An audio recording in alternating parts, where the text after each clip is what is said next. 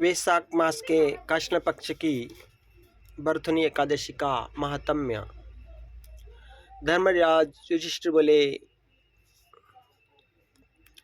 बोले हे भगवान, अब आप वैशाख मास के कृष्ण पक्ष की एकादशी के बारे में कृपा पूर्वक कहो। श्री कृष्ण भगवान बोले, हे राजेश्वर, वैशाख मास के कृष्ण पक्ष की एकादशी का नाम बरथुनी है। इसके व्रत से मनुष्य के समस्त पाप नष्ट हो जाते हैं और अंत में सुख मिलता है। इस व्रत को कोई अभागिनी स्त्री करती है तो उसे सौभाग्य मिलता है।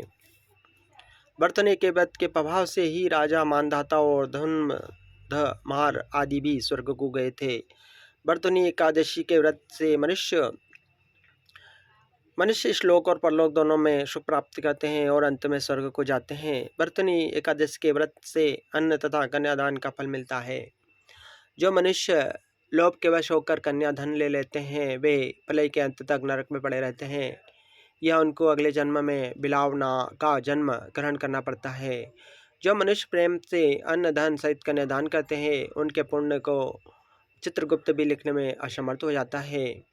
बरतनी एकादशी का व्रत करने वाले को दशमी के दिन से निम्नलिखित 10 वस्तुओं को त्याग कर देना चाहिए। कांसे के बर्तनों में भोजन करना, मांस, मसूर की दाल, चना, कोदो, शाक, मधु, शहद, दूसरों का अन्न दूसरी बार भोजन करना, स्त्री संग या अन्य किसी के साथ मैथुन करना, उस दिन जुआ नहीं खेले तथा शयन नहीं करना चाहिए।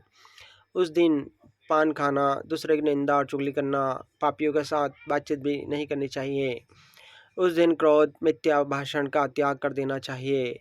इस व्रत में नमक, तेल तथा अन्न वर्जित है। हे राजन, जो मनुष्य इस एकादशी का विधि पूर्वक व्रत करते हैं उनको सर्वलोक की प्राप्ति होती है। इस व्रत के महात्म को पढ़ने से एक सहस्त्र गोदान तथा गंगा के स्नान के करने के फल से ही भी अधिक फल प्राप्त होता है। ओम नमो भगवते वासुदेवाय नमः।